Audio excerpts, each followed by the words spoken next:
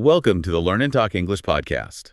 I'm just so thrilled to be here with you all today. Yeah, it's going to be a really fun one. So right now, as we're speaking, there are roughly 1.5 billion English speakers worldwide. Wow. 1.5 billion. That's just a huge portion of the planet. Right. But here is the really fascinating part. Out of those 1.5 billion people, only about 375 million are actually native speakers. That statistic always blows my mind. I know, right? The rest of them, they're exactly like you. Mm. People who just decided to learn this language to connect, to work, and to explore the world. Yeah, we use this term in linguistics. We call it a lingua franca. A lingua franca. What does that actually mean for our listeners? So it essentially means a bridge language. English is no longer just the language of England or the United States. It's the global bridge. Oh, I see. Like a bridge between two completely different cultures. Yeah. Exactly. Think about a businesswoman from Brazil. If she needs to negotiate a contract with a manufacturer in Japan, they aren't likely learning each other's native languages. Right? No, of course not. They're meeting in the middle. Right. They're using English. So when you're learning this language, you aren't just, memorizing grammar rules from a textbook. You're actively building a bridge to the rest of the globe. I love that. I think that's incredibly empowering. You are part of a massive global family of learners. And honestly, that's exactly why we're here. In this channel, Learn and Talk English, we are providing high-quality educational material designed specifically to make that learning journey simple, natural, and highly engaging. Absolutely. But I want to set the stage for how we're going to do this today, because today's lesson is a really comprehensive journey through everyday English. We aren't going to rush. No rushing at all. Right. We are deliberately going to speak clearly, talk slowly, and we're going to take our time breaking down the actual everyday English you need. We'll be repeating important phrases too. And honestly, wherever you are right now, maybe you're driving or cooking or just walking the dog, I highly encourage you to speak out loud with us. It is so vital that you do that. Language isn't a passive activity. Right. You can't just absorb it. Exactly. You can't just listen to it the way you listen to music and expect to become fluent. You have to physically train the muscles in your mouth to form these new sounds. That's the truth. So speaking out loud, even if you're entirely alone in your kitchen, it bridges the gap between understanding a word and actually owning it. So consider this your private interactive classroom. I love that. A private classroom. Well, let's start right at the beginning of a typical day. Because every day starts with a morning. And if we look at workplace culture, almost every English conversation usually starts with some form of small talk. Right. So let's talk about those mornings. We all know the feeling of a morning that just completely falls apart. Oh, absolutely. Mornings really dictate the rhythm of your entire day. Let's look at the language we use when things go wrong. A very common phrase is simply, I woke up late. Ugh, the panic of waking up late. Yes. Or perhaps you want to give the specific reason, so you say, my alarm clock did not work. My alarm clock did not work. And the immediate consequence of waking up late is the physical state of rushing. Native speakers constantly use the phrase, I was in a hurry. In a hurry. Right. Such a visual phrase. In a hurry. Let's really anchor that. Say it with us wherever you are. I was in a hurry. I was in a hurry. You're basically running a race before you even leave your house. You're frantically looking for your keys. You're pouring coffee down the sink by accident. Yeah, the phrase perfectly captures that chaotic energy. The word hurry functions as a noun here, which is interesting. You are literally inside of a state of rushing. You are in a hurry. So what's the opposite? What if things go well? If you manage your time well, you might say, my morning was calm and easy. Or you might describe a specific grounding action. I sat by the window, using that past tense of sit. I sat by the window. I sat by the window. I feel like if you start your day sitting by the window, you're much better prepared for the inevitable socializing you have to do once you leave the house. You definitely are. Which brings us to the absolute cornerstone of spoken English. Small talk. Honestly, I know a lot of learners, and even native speakers, who find small talk exhausting. It can feel a bit superficial, right? Yeah, that's a very common critique. Because you ask someone how they are, but you don't actually want their medical history or a deep philosophical breakdown of their life. Right, but that critique misses the actual function of small talk. Small talk isn't an information exchange, it's a relationship calibration. A relationship calibration. What do you mean by that? Think of it like a warm-up exercise. You wouldn't sprint a marathon without stretching your muscles first, would you? Oh, definitely not. I'd pull a muscle. Exactly. Small talk is the social stretching. It signals to the other person, I am friendly, I acknowledge you, and we are safe to interact. In many English-speaking cultures, skipping the small talk and jumping straight into serious business is considered quite aggressive. Wow, aggressive. That makes total sense, though. It's a social lubricant. So, what are the safest, most natural ways to open this kind of conversation? I feel like the weather is the ultimate cliche, but we use it constantly. We do use it constantly, precisely because it is a shared experience. Everyone is experiencing the exact same weather in that moment, so it's a perfect neutral ground. You can easily say, nice weather today, isn't it? Nice weather today, isn't it? Notice that tag question at the end, isn't it? That is crucial. It's an invitation. You aren't just stating a fact about the sun. You are explicitly inviting the other person to agree with you and join the conversation. That is so true.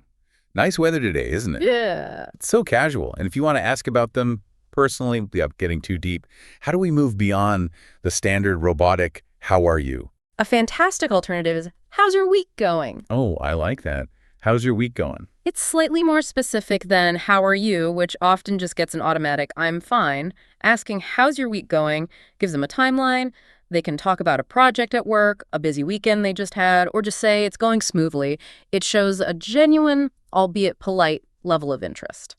You can also use your environment, right? Like contextual questions. Yes, exactly. If you're standing in a long line at a local coffee shop, you can turn to the person next to you and ask, do you come here often?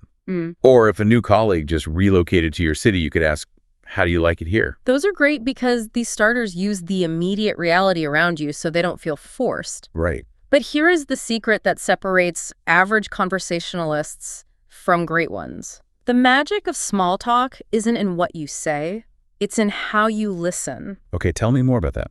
Active listening is the real skill. If someone answers your question and says, I just moved here from Chicago, you can't just nod and say, okay. Right, that kills the conversation immediately. It completely shuts it down. Active listening requires a follow-up question.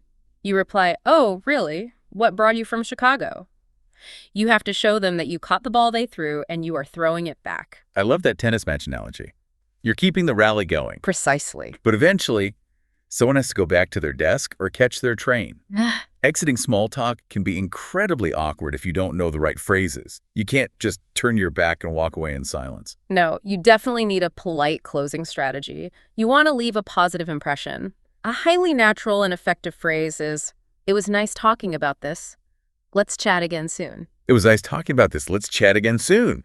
That completely wraps up the interaction. It does. It complements the conversation you just had, and it provides a soft promise for the future, which allows you to naturally walk away. Let's focus on that phrase for a second. It was nice talking about this. Let's chat again soon. It's so smooth. But what happens if, during this tennis match of small talk, they hit a ball you just don't see? Ah, right. Meaning they use a word or speak at a speed you completely misunderstand. Admitting you don't understand can feel embarrassing. It shouldn't feel embarrassing at all, honestly. Native speakers ask for clarification constantly, but the phrasing matters. If you just bluntly say, I don't understand, it can put a sudden halt to the flow. It feels a bit like a wall. So what should we say instead? Well, you can say something like, could you help me, please? But more commonly in conversation, we use softer idioms. The most common is, sorry, I didn't catch that. Could you say it again, please? Sorry, I didn't catch that. I love the verb catch here. Obviously, we usually talk about catching a baseball or catching a falling glass, but applying it to hearing it creates such a great visual. It really does. Imagine their words are physical objects flying through the air toward your ear. If you didn't catch that, it means the words just flew right past you. You were trying to grab them, but you missed. That's brilliant. It takes the blame off your intelligence. You're not saying, I am incapable of understanding. You're just saying, oops, that phrase slipped past my grasp that time. So natural. Let's actually repeat that one together because it's a lifesaver in real-time conversations. Sorry, I didn't catch that. Sorry, I didn't catch that. Try using that next time you miss a word instead of defaulting to a panicked what. It changes the entire tone of the interaction. Now, typically, after we navigate our morning routine and survive the small talk in the hallway, we finally arrive at our desks. Time to work. Exactly. We're stepping into the professional sphere. Navigating workplace English is a whole different beast, particularly when it comes to discussing our workload. Right. And in modern work culture, everyone is always busy. But constantly just saying, I am busy, sounds repetitive and, well, a little flat. We need richer vocabulary to express professional busyness. We do. Let's look at the phrase swamped with, as in, I am swamped with work right now. I find the imagery of English idioms so fascinating. Think about what a swamp actually is. It's like a wetland, right? Yes. It's an area in nature filled with mud, stagnant water, and tangled roots. Walking through a swamp is exhausting. Every step is heavy. Your boots sink into the mud. Oh, I can picture that. So when you tell a colleague, I'm swamped with emails, you are vividly communicating that you are sinking. You are surrounded by tasks that are pulling you down, making it hard to move forward easily. I'm swamped. It's much more descriptive than just saying you have a lot to do. Definitely. Another excellent alternative is overloaded. If we break that down, a load is a heavy burden, like a physical box you have to carry. If you are overloaded, someone has stacked too many boxes into your arms and you're about to drop them. Exactly. I can't take on that new project. I'm completely overloaded this week. And closely related to those is the phrase under pressure. This is slightly different, isn't it? It is. It doesn't just mean you have a high volume of work. It means you have high stakes or strict deadlines. You feel a literal psychological weight pressing down on you. The client needs the presentation by noon, so the whole team is under pressure. I have to push back a bit on the purely negative connotation there, though. Is being under pressure always a bad thing? I feel like in certain corporate cultures, telling people you are under pressure is almost a subtle brag. It implies status, like, look how crucial I am to this operation. I am under so much pressure to deliver. It implies you are doing something that truly matters. That's a brilliant observation. You're entirely right about the subtext. In many high-performance environments, thriving under pressure is worn as a badge of honor. Great athletes, top-tier surgeons, lead negotiators, they are defined by their ability to operate under pressure. It signals importance. Right. However, from a strictly health perspective, chronic pressure eventually leads to feeling overloaded or swamped, which is when burnout happens. So it's a double-edged sword. Speaking of situations where the pressure is undeniably high, let's talk about job interviews. Oh, job interviews. For English learners, a job interview isn't just a test of your professional skills. It's an intense test of your language skills under stress. And there's one specific question that seems to terrify everyone. It's usually the very first thing the interviewer says. Tell me about yourself. It terrifies native speakers, too. The terror comes from how open-ended it is. It's a blank canvas. Okay. But the biggest mistake candidates make, especially when navigating a second language, is taking the question literally. Yeah. They think it's an invitation to discuss their personal life. They start talking about their hometown, their 3 cats, and their love for playing the guitar. Yeah, and from an HR perspective, they don't want to hear any of that. When an interviewer says, tell me about yourself, what they're actually saying is, tell me the professional story of why you're sitting in this chair today. Precisely. And because you are likely nervous, the most important strategy you can employ is to rely on simple declarative English sentences. Not complex grammar. No, this is not the time to show off complex conditional grammar clauses. When adrenaline hits your system, complex grammar structures will abandon you, and you'll end up tangled in your own words. Simple English sounds clear, strong, and deeply confident. That is such great advice. Keep it simple. Yeah. An anchor phrase you can always use to start your answer is, I am currently working as a, just fill in the blank with your job title. Yes. I am currently working as a graphic designer. I am currently working as a project manager. Let's practice that. I am currently working as a. I am currently working as a. It instantly grounds you and the interviewer in the present reality. It sets a firm foundation. Once you've established the present, you need to connect it to your past experience. But again, you don't need a 20-minute chronological history of every job you've ever held. Oh, please don't do that. You cherry-pick the experience that proves you are right for this specific new role. A great transition phrase is, in my previous role, I. So, in my previous role, I managed a team of developers. Or, in my previous role, I worked directly with customers. And then, and this is the critical final step, you tie a neat bow on the whole answer by connecting that past experience to the future job. You look them in the eye and say, that is why I am interested in this position. Let's look at the architecture of that response. It is beautifully clean, present. I am currently working as, past. In my previous role, I. future connection. That is why I'm interested in this position. It's just so logical. You are drawing a straight, logical line from your existing skills directly to their company's needs. It shows you understand exactly what they're looking for, and you've used crisp, undeniable English to do it. If you're listening right now and you have an interview coming up this year, practice that exact three-part structure. Say it out loud until it feels like muscle memory. I am currently working as, in my previous role, that is why I'm interested in this position. It will save you so much anxiety. Now, moving from the highly structured, formal environment of a job interview back to everyday communication, both in the office and out on the street, we have to confront a type of vocabulary that native speakers use incessantly. I think I know what's coming. If you want to transition from sounding like a textbook to sounding truly natural, you have to understand phrasal verbs. Phrasal verbs. I know learners who absolutely hate them. They can feel like a frustrating puzzle where the pieces don't match the picture on the box. So let's demystify them. What actually is a phrasal verb? Mechanically, it's a standard verb combined with a small particle, usually a preposition like up, out, into, or off. But when you crash those two words together, the original meaning vanishes, and a totally new meaning is born. It's the linguistic equivalent of a chemical reaction. The combination alters the DNA of the words. Take the verb give. To give means to hand an object to someone. The particle up indicates a vertical direction toward the sky. Right. But if you combine them into give up, it has absolutely nothing to do with handing an object to the sky. Give up means to surrender, to quit, or to stop trying. The individual parts do not equal the sum. The analogy I always come back to is baking. Think about baking a cake. You have eggs in one bowl, you have flour in another. An egg is an egg. You can fry it, boil it, scramble it. Flour is just dry powder. They have their own distinct identities. That's a great way to picture it. But when you mix the eggs and the flour together, put them in a pan and bake them, a transformation happens. You don't have eggs and flour anymore. You have a cake. It's an entirely new entity. A phrasal verb is that cake. You can't separate the meaning back into the egg and the flour. You just have to accept and understand the new creation. That analogy perfectly captures the frustration and the beauty of them. Now, while the meaning is a new creation, the grammar dictating how we use these phrasal verbs in a sentence has very specific rules. We generally divide them into two main categories: separable and non-separable. Let's tackle separable phrasal verbs first. Just as the name implies, these are verbs where you can physically split the verb and the particle, placing the object of your sentence right in the middle. Let's look at some high-frequency workplace examples. Turn down, which means to reject an offer. Pick up, which can mean to collect someone. And call off, which means to cancel an event.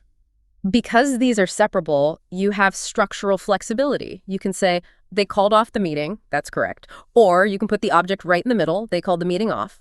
Both are perfectly natural and grammatically sound. However, there is a rigid grammatical trap here that you must be aware of, right? Yes, there is. The rule changes if the object of your sentence is a pronoun, words like it, him, her, or them. If you use a pronoun, the phrasal verb must separate. The pronoun has to be sandwiched in the middle. So you can't just stick it at the end. No, you cannot say, they called off it. It violates the rhythmic structure of spoken English. You absolutely must say, they called it off. This is entirely about the rhythm and stress timing of English. Call off it feels clunky in the mouth. Call it off flows. Let's really hammer this home because it's a game changer for sounding natural. It really is. If I'm talking about a job offer, I can say she turned down the job or she turned the job down. But if I replace the job with it, I have to say she turned it down, turned it down. The it gets swallowed up in the middle. Mastering that specific pronoun rule will elevate your conversational English immensely. Now let's contrast that with the second category, non-separable phrasal verbs. To go back to your baking analogy, these are the cakes that cannot be sliced. The verb and the particle are permanently glued together. No matter what, they sit side by side in the sentence. Some great examples here are look after, which means to take care of someone or something. Come across, meaning to find something completely by chance. Look into, which means to investigate a problem. And get over, meaning to recover from an illness or an emotional shock. With these non-separable verbs, even if you are using a pronoun, the verb and particles stay united. If you are watching your neighbor's cat, you say, I will look after the cat. And if you use a pronoun, you say, I will look after it. You would never say, I will look the cat after. Or, I will look it after. The words look and after refuse to be separated. And just when you think you've memorized those two categories, English throws in a third, slightly more intimidating group, three-part phrasal verbs. Oh, yes, the three-part ones. These consist of a verb followed by two distinct particles. But the good news here is that the grammatical rule is incredibly simple. Three-part phrasal verbs are always, without exception, inseparable. They travel as a solid block of 3 words. These are incredibly common in professional settings. Consider come up with, which means to invent or think of an idea. The marketing team needs to come up with a new strategy. Another one is get rid of, which means to eliminate or throw away something unwanted. We need to get rid of this outdated software. Or put up with, which means to tolerate a highly annoying or difficult situation without complaining. I don't know how she puts up with that loud construction noise every day. Put up with is such a necessary phrase for navigating office politics. It really is. But my favorite three-part phrasal verb, and probably the most positive one, is look forward to. It means you are genuinely excited about an event in the future. I look forward to our vacation. Or simply, I'm looking forward to it. Let's practice that. I am looking forward to it. I am looking forward to it. It has such a nice anticipatory ring to it. It does. And notice how look forward to smoothly transitions our focus to the future. Which brings us to another complex area of communication. Once you have a strong grasp of vocabulary and phrasal verbs, you are inevitably going to find yourself in situations where you disagree with the people around you. That's human nature. Language isn't just a tool for universal agreement. It's a tool for exploring friction and expressing distinct viewpoints. Exactly. If you want a seat at the table, you have to be able to state your opinion and, more importantly, handle disagreements gracefully. Let's talk about the art of expressing opinions. Before you even state your idea, you need a runway. You need introductory phrases that signal to your audience, hey, I'm about to share a personal perspective. Setting the stage is crucial.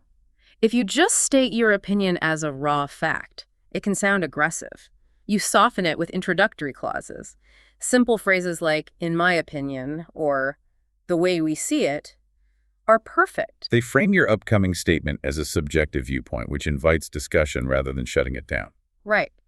But if you've done the research, though, and you are highly confident in your position, you can dial up the intensity. You can use phrases of conviction like, there's no doubt that, or we are convinced that. So, we are convinced that this is the wrong strategy. Yes. When you say that, you are telling your colleagues that you have deeply analyzed the data and your stance is firm. But conversations are dynamic.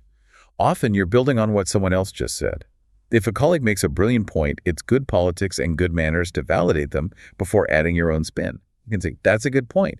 And then to seamlessly introduce your new piece of information, you use a transitional phrase like, by the way. So the flow is, that's a good point. Right. By the way, we also need to consider how this impacts the budget. Validation is easy. The real tightrope walk is disagreeing.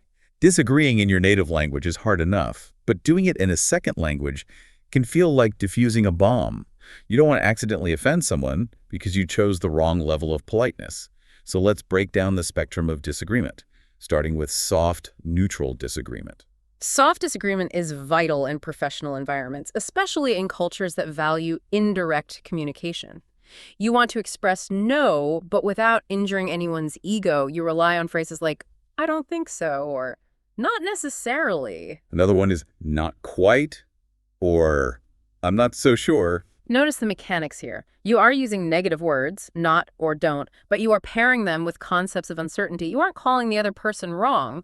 You are simply expressing your own inability to fully agree. It's a linguistic coven. But what about the other end of the spectrum? Blunt, direct disagreement. Phrases like, you're wrong, are you serious, or you don't know what you're talking about. I have to issue a massive warning label on those phrases. In almost all English-speaking professional environments, blunt disagreement is considered highly unprofessional, aggressive, and rude. Wow, so avoid them entirely at work. Avoid them entirely.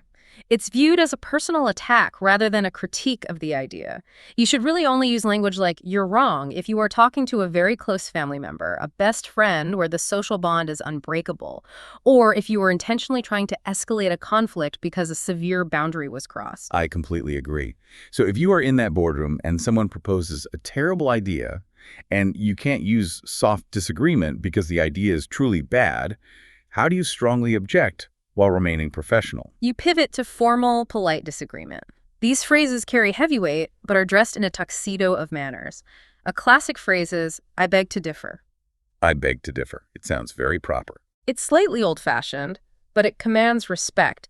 It essentially means I disagree with you entirely, but I respect you enough to state it formally. Another powerful phrase is, I'd say the exact opposite. This confronts the idea head-on without attacking the speaker's character. Those are great. But I want to share my personal favorite technique for business negotiations and honestly just for life in general. It's the yes but technique. It's pure conversational psychology. Oh, I love this one. Before you unleash your disagreement, you intentionally validate the person's core concern. Yeah. You say, I take your point, but, or I get what you're saying, but. The psychology behind that is fascinating. Human beings have a deep fundamental need to feel heard.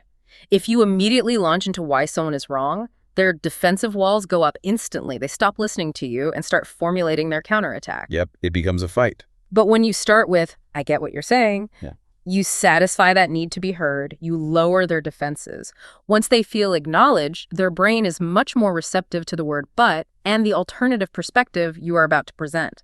I take your point about the cost, but if we don't invest now, we'll lose market share.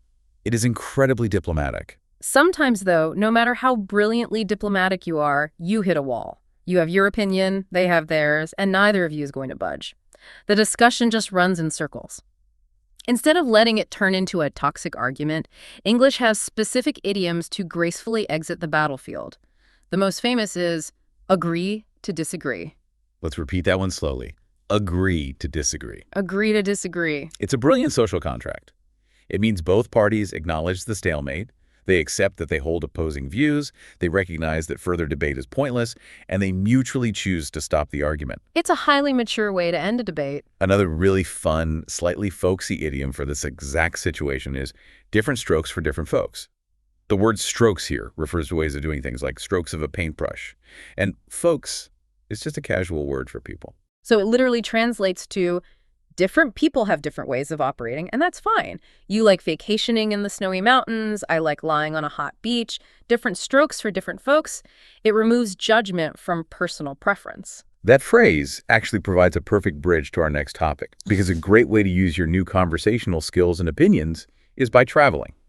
Let's cover vocabulary for your next trip. Traveling really forces you to use English as a true lingua franca. Let's delve into the vocabulary of global travel. I love travel vocabulary because it's so aspirational. But before you get to the beach, you have to survive the planning phase. And that requires a very specific word, the itinerary. An itinerary is your master plan. Right. It's the formal schedule of your trip. It lists your flight numbers, your hotel check-in times, and the tours you've booked. If you lose your itinerary, you're flying blind.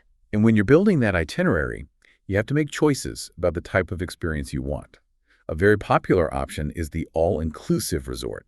All-inclusive is a compound adjective that is music to a weary traveler's ears. It means that the upfront price you pay includes absolutely everything. Your hotel room, 3 meals a day, all your drinks by the pool, and often your airport transfers. The psychological benefit is that you can put your wallet in the hotel safe and never look at it again for a week. It's the ultimate relaxation. But while you're packing for that all-inclusive resort, you face a universal dilemma. Do you overpack or do you travel light? Ooh, this is a big debate in my household. To overpack means to let your anxiety dictate your suitcase. You think, what if there's a blizzard? What if I get invited to a formal gala? So you pack 5 pairs of shoes for a 3-day weekend. Your suitcase is bursting at the seams. You are overpacking. The exact opposite philosophy is to travel light. Traveling light requires discipline. You bring only the absolute essentials, maybe just a small carry-on backpack. The benefit of traveling light is physical freedom. You can easily navigate crowded train stations, you don't have to wait at baggage claim, and you aren't dragging 50 pounds of anxiety behind you on cobblestone streets. It really is a philosophy of travel. I am terribly guilty of overpacking. I always pack as if I might need to survive in the wilderness for a month. But let me ask you, the listener, right now, and be honest with yourself. What kind of traveler are you? Do you meticulously travel light, or do you overpack just in case? It says a lot about your personality. Once you finally arrive with your heavy or light luggage, you need the right words to describe the environments you are exploring. Most tourists immediately flock to the landmarks. A landmark is a prominent, universally recognized structure or natural feature that defines a location. Like the Colosseum in Rome, The Sydney Opera House or the Grand Canyon, they are the icons of a destination. But because landmarks are so iconic, they inevitably become touristy. Touristy is a slightly pejorative adjective. It means a place has lost some of its authentic charm because it has been entirely taken over by the tourism industry. It's crowded, there are people selling selfie sticks everywhere, and you rarely hear the local language spoken. Some people love the vibrant energy of touristy spots, but others crave something else. They want to go off the beaten path. I love the idiom off the beaten path. Think about a literal path through a forest. If thousands of people walk on it every day, the grass is beaten down into the dirt.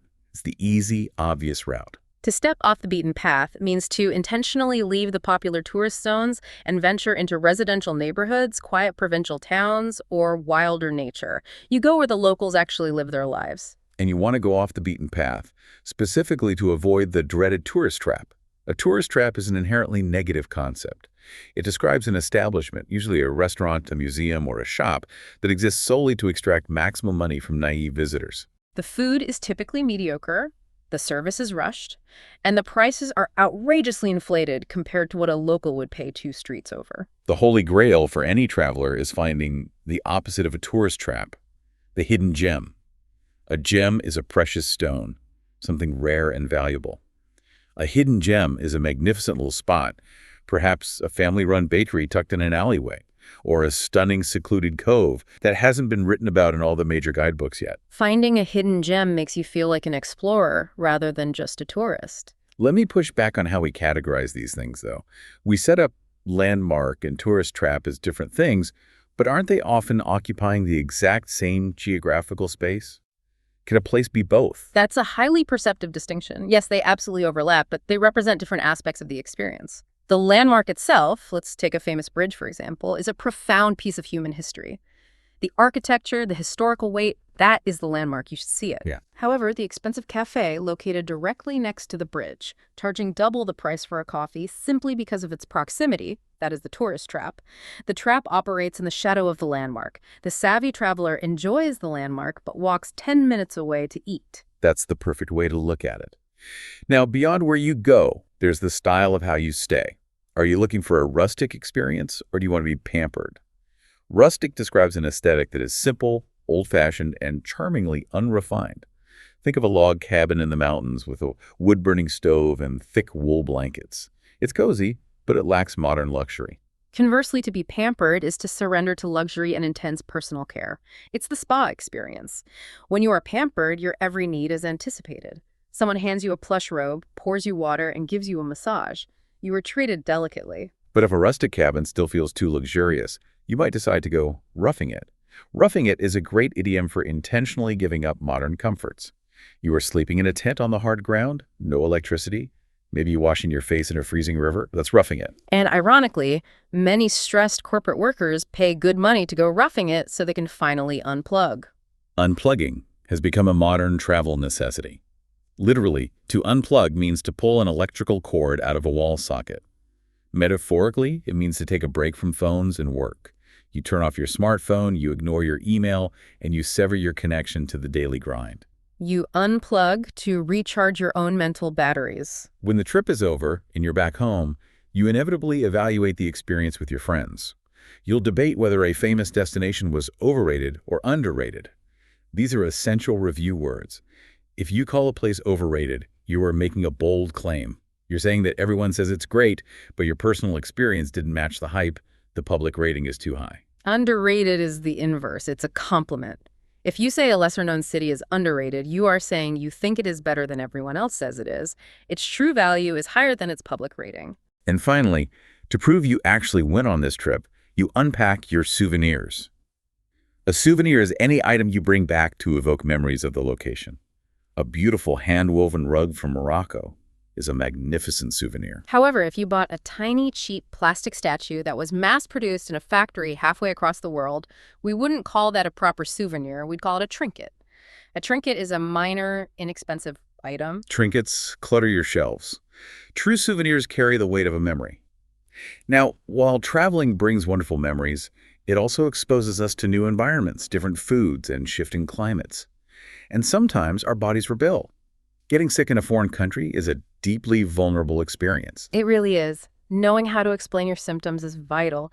Navigating a clinic in a second language is terrifying if you don't have the specific health vocabulary. When you're sick, your brain is foggy, and that's the worst time to try and invent English translations for your pain.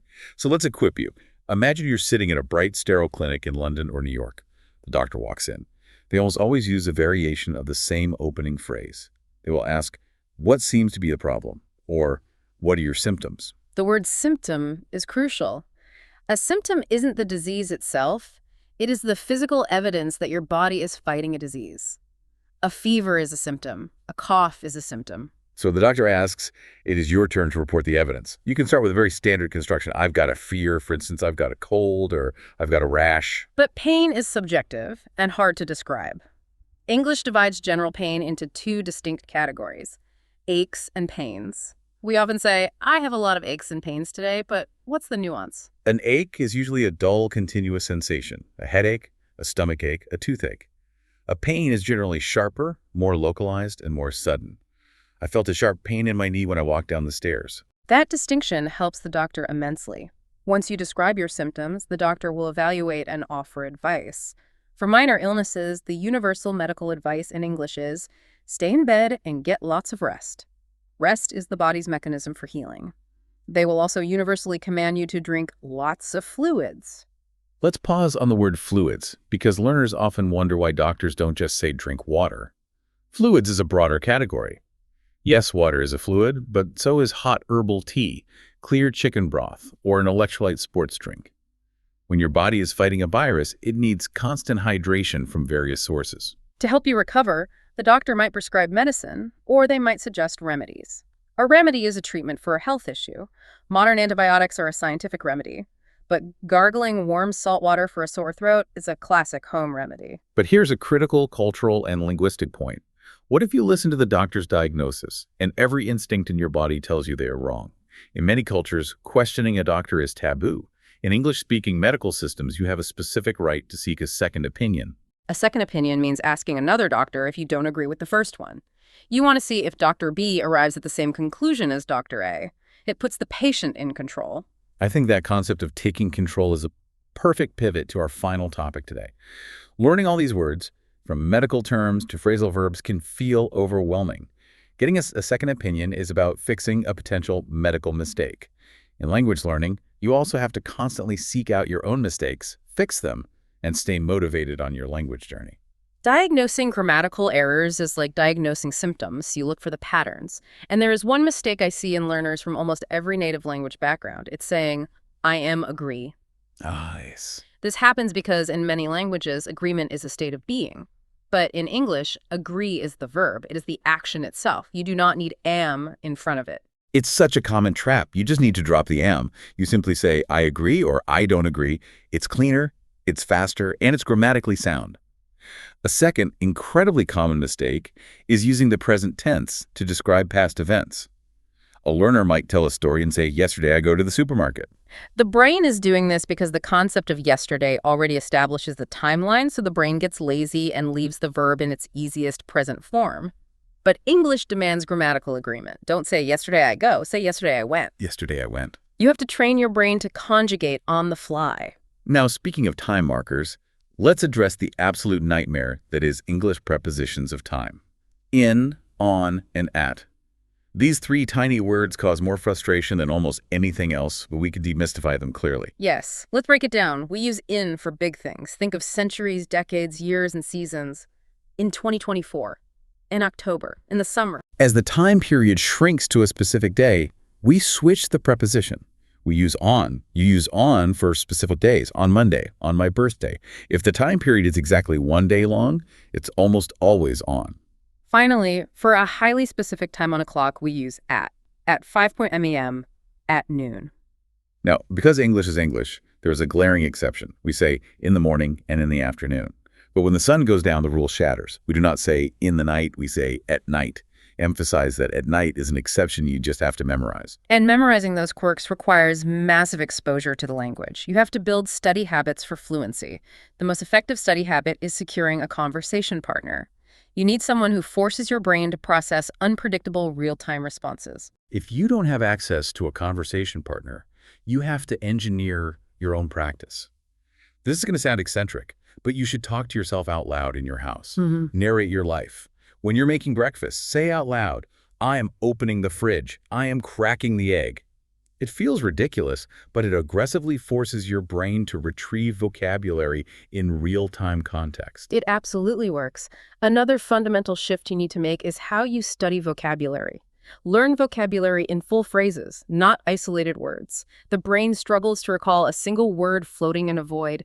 Instead, learn vocabulary in full chunks. Memorize the entire phrase. Sorry, I didn't catch that. Context is everything. Imagine how you will use the language in real life. Connect English to your hobbies.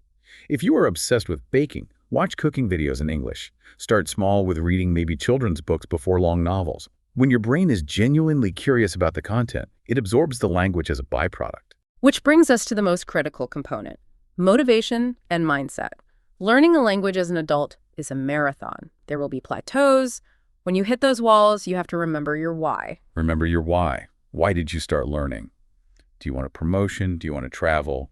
Write your specific why on a sticky note. And as you pursue that big goal, celebrate small wins. Every little step forward is a victory. Did you understand a joke in English today? Celebrate it. Acknowledge your own progress. There's a profound quote that I think encapsulates the mindset required for this. If you are not willing to learn, no one can help you. If you are determined to learn, no one can stop you. Determination is the only prerequisite.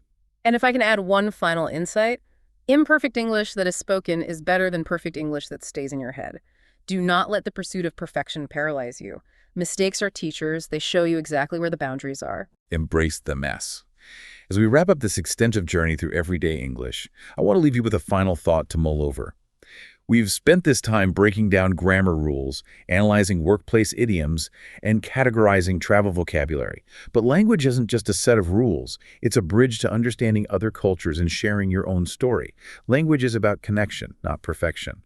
When you open your mouth to speak, focus on connecting with the human being standing in front of you. That is the absolute essence of why we do this. If your primary goal is human connection, the right vocabulary and grammar will follow. Thank you so much for dedicating your time and focus to joining us today. We know it was a lot of material, but you stuck with it. Please make sure to subscribe and like the Learn and Talk English podcast, and we genuinely want to hear from you. Head down to the comments and answer this specific question. What is one thing you did today that made you proud of your English? Write it down. We read every single comment. And remember our rule about the brain. Repetition is key. I strongly encourage you to listen to this entire long audio session again tomorrow. You will be amazed at how much deeper your understanding is on the second pass. It has been an absolute pleasure guiding you through the mechanics and the magic of English today. Keep practicing, keep speaking out loud, and keep making those mistakes. Keep connecting. A very warm goodbye from your teachers. We will see you next time.